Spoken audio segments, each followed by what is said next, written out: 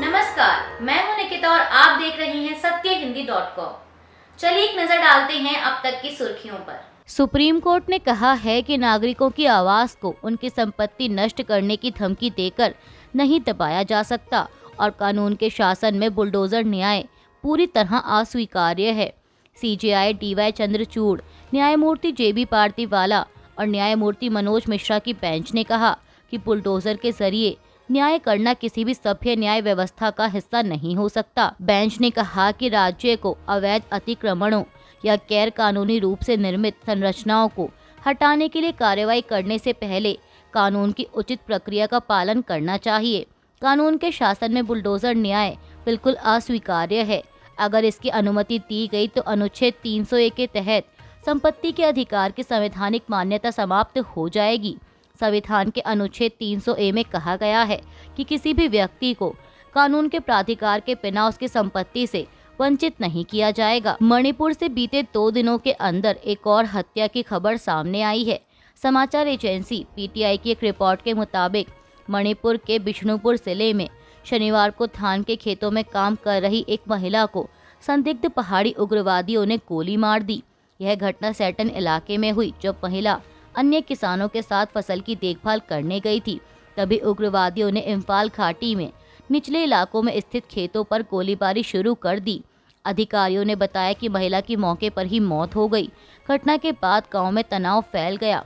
स्थानीय लोगों ने आरोप लगाया है कि इलाके में तैनात केंद्रीय बल ऐसे हमलों को रोकने के लिए कार्रवाई नहीं कर रहे हैं। केंद्रीय सड़क परिवहन एवं राजमार्ग मंत्री नितिन गडकरी ने शनिवार को भाजपा में दागी राजनेताओं की एंट्री पर चिंता व्यक्त की। उन्होंने इसकी तुलना रोगग्रस्त फसलों से की और कहा कि संगठन को इसे साफ करने की जरूरत है। उन्होंने कहा कि इस समय बीजेपी उल्लेखनीय गति से आगे बढ़ रही है। भाजपा के तेजी से विस्तार का जिक्र करते हुए गडकरी ने कहा कि जैसे जैसे फसल बढ़ती है, बीमारियां भी बढ़ती हैं। भाजपा के पास बहुत सारी फसलें हैं जो अच्छे अनाज के साथ साथ कुछ बीमारियां भी लाती हैं। इसीलिए हमें ऐसी बीमार फसलों पर कीटनाशकों का छिड़काव करना पड़ता है। उन्होंने कहा कि भाजपा कार्यकर्ताओं की पार्टी है। अलग अलग कारणों से नए लोग आ रहे हैं। उन्हें प्रशिक्षित करना, अपनी विचारधारा में जोड़ना और कार्यकर्ता बनाना हमारी जिम्मेदारी है। हमारे प्रयास जारी हैं। 1000 कार्यकर्ता खड़े होते हैं, लेकिन कभी कभी एक कार्यकर्ता कुछ कह देता है और उन 1000 कार्यकर्ताओं के प्रयास व्यर्थ हो जाते हैं। आपको बता दें कि नितिन गडकरी का यह बयान ऐसे समय पर आया है जब बीजेपी महाराष्ट्र विधानसभा चुनाव की तैयारी कर रही है। बीजेपी महाराष्ट्र में शिवसेना शिंदे गुट और एनसीपी अजीत पवार गुट के साथ मिलकर चुनाव लड़ रही है। केंद्रीय मंत्री नितिन गडकरी ने शनिवार को कहा कि कांग्रेस ने सत्ता में रहते हुए संविधान में संशोधन किया, लेकिन अब भाजपा द्वारा इसमें बदलाव किए जाने पर वह भावनात्मक दावा कर रही है। गडकरी ने यह भी कहा कि भाजपा कार्यकर्ताओं की पार्टी है, जबकि कांग्रेस वंशवाद की राजनीति करती है। उन्होंने देवली में कहा कि वे भावनात्मक दावे करते हैं कि अगर भाजपा को 400 सीटें मिल गई तो संविधान बदल दिया जाएगा। वे झूठ बोलते हैं। उत्तर प्रदेश के मुख्यमंत्री योगी आदित्यनाथ ने अलीगढ़ की खैर विधानसभा सीट पर हो रहे उपचुनाव के लिए चुनावी सभा को संबोधित करते समय अलीगढ़ मुस्लिम विश्वविद्यालय पर बयान दिया। उन्होंने कहा कि आपने देखा होगा, कल माननीय सुप्रीम कोर्ट में ये बहस हो रही थी कि अलीगढ़ मुस्लिम विश्वविद्यालय को अल्पसंख्यक विश्वविद्यालय बनाना चाहिए या वह एक सामान्य संस्था के रूप में रहना चाहिए। सीएम योगी ने कहा कि याद करिए, ये कैसे हो सकता है कि भारत के संसाधनों से पलने वाला, भारत की जनता के टैक्स से चलने वाला एक ऐसा संस्थान जो अनुसूचित जाति, अनुसूचित जनजाति और पिछड़े समुदाय से आने वाले लोगों को आरक्षण नहीं देता है, लेकिन वहां पर मुसलमानों के 50% आरक्षण की व्यवस्था वे लोग स्वयं के माध्यम से करने का प्रयास करते हैं और यही मामला सुप्रीम कोर्ट में चल रहा है।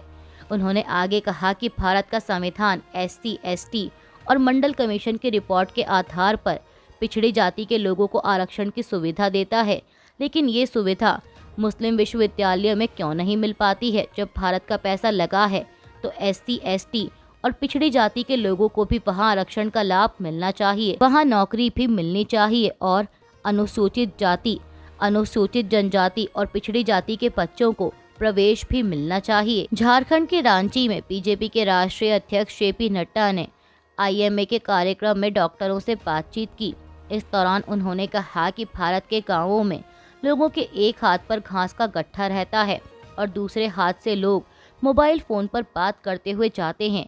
आज आपका सब्जी वाला भी QR कोड से पेमेंट ले रहा है। क्या ये बदली हुई भारत की तस्वीर नहीं है? उन्होंने कहा कि अगर अर्थव्यवस्था की बात करूं तो अमेरिका, यूरोप, ऑस्ट्रेलिया और जापान की अर्थव्यवस्था मुश्किल में है। चीन बताता नहीं है, लेकिन उनकी अर्थव्यवस्था भी मुसीबत में है।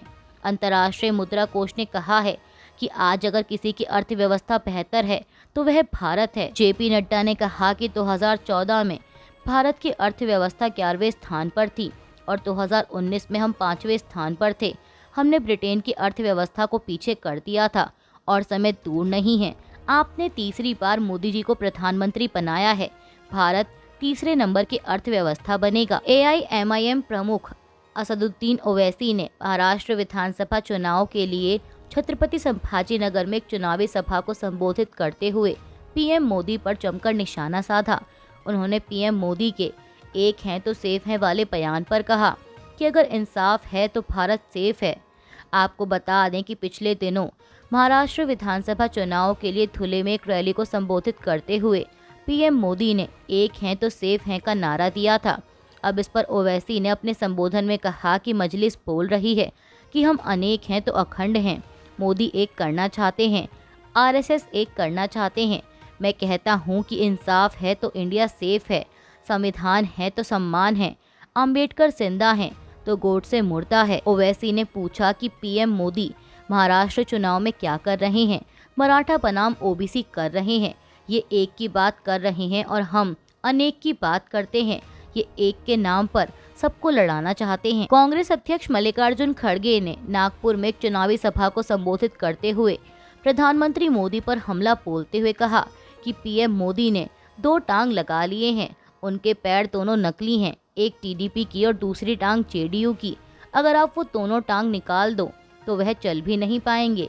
खड़गे ने आगे कहा कि अगर संविधान को कुछ हुआ तो उसके जिम्मेदार RSS और PM मोदी होंगे, क्योंकि उनकी विचारधारा यही कहती है। मनसे प्रमुख राज ठाकरे ने शनिवार को NCP शरद चंद्र पवार के अध्यक्ष शरद पवार पर आरोप लगाया कि वे 1999 से राजनीतिक लाभ के लिए महाराष्ट्र में जातिगत राजनीति को बढ़ावा दे रहे हैं। एक चुनावी रैली को संबोधित करते हुए ठाकरे ने कहा कि जातिवादी राजनीति के नवीनतम संस्करण में मराठा अब OBC के खिलाफ खड़े हो गए हैं। उन्होंने आरोप लगाया कि शरद पवार ने महाराष्ट्र में जातिगत राजनीति की शुरुआत की। राजनीतिक लाभ के लिए समाज में नफरत फैलाई गई। पहले ब्राह्मणों और मराठों के बीच जातिगत तनाव फैलाया जाता था और अब मराठों और OBC के बीच जातिवाद को बढ़ावा दिया जा रहा है। भाजपा अध्यक्ष JP नड्डा ने शनिवार को रांची में एक चुनावी सभा के दौरान कहा कि अगर भगवा पार्टी झारखंड में सत्ता में आती है तो वह घुसपैठिए पिता और स्थानीय आदिवासी मां के बच्चे को आदिवासी का अधिकार नहीं देगी। नड्डा ने आरोप लगाया कि झारखंड मुक्ति मोर्चा के नेतृत्व वाली सरकार ने बांग्लादेशी घुसपैठियों को शरण दी है और उन्हें बाहर निकाला जाएगा। अमेरिका के नवनिर्वाचित राष्ट्रपति डोनाल्ड ट्रंप के एक सीनियर सलाहकार का कहना है कि देश का नया प्रशासन यूक्रेन को रूस के कब्जे वाले क्षेत्र को वापस हासिल करने में सक्षम बनाने की बजाय यूक्रेन में शांति स्थापित करने की ओर ध्यान देगा। रिपब्लिकन पार्टी के रणनीतिकार ब्रायन लांसा ने मीडिया को बताया कि ट्रंप प्रशासन यूक्रेन के राष्ट्रपति व्लादिमीर जेलेंस्की से व्यावहारिक शांति के विकल्प के बारे में पूछ सकता है और अगर राष्ट्रपति जेलेंस्की इस पर बात करने के लिए मान जाते हैं और वो ये कहते हैं शांति तभी हो सकती है जब क्राइमिया हमें वापस मिले, तो वह हमें ये दिखाते हैं कि वह गंभीर नहीं है। क्राइमिया अब जा चुका है। जेलेंस्की कह सकते हैं कि क्राइमिया उनका उद्देश्य है, लेकिन ना तो ये अमेरिका का उद्देश्य है और ना ही यूरोपीय मुल्कों का। हम जानते हैं कि जब 2014 में रूस ने क्राइमिया पर हमला किया, यूरोप ने कुछ नहीं किया। आपको बता दें कि रूस ने साल 2014 में क्राइमिया पर कब्जा कर लिया था और इसके 8 साल बाद रूस ने फिर से यूक्रेन के खिलाफ विशेष अभियान शुरू किया और देश के पूर्वी क्षेत्र के कुछ इलाकों पर कब्जा कर लिया है। अमेरिकी व्हाइट हाउस ने शनिवार को जारी अपने एक बयान में बताया कि राष्ट्रपति जो बाइडेन आने वाले बुधवार को ओवल ऑफिस में चुने गए नए राष्ट्रपति डोनाल्ड ट्रंप की अगवानी करेंगे। व्हाइट हाउस के प्रेस सचिव जिन पियरे ने भी इस मुलाकात को लेकर एक संक्षिप्त बयान जारी किया है। उन्होंने कहा कि राष्ट्रपति बाइडेन के न्योते पर डोनाल्ड ट्रंप उनसे बुधवार को सुबह 11 बजे ओवल ऑफिस में मिलेंगे। आगे की जानकारी बाद में दी जाएगी। अभी के लिए बस इतना ही। बाकी की खबरों के लिए जुड़े रहिए सत्यहिंदी.com के साथ।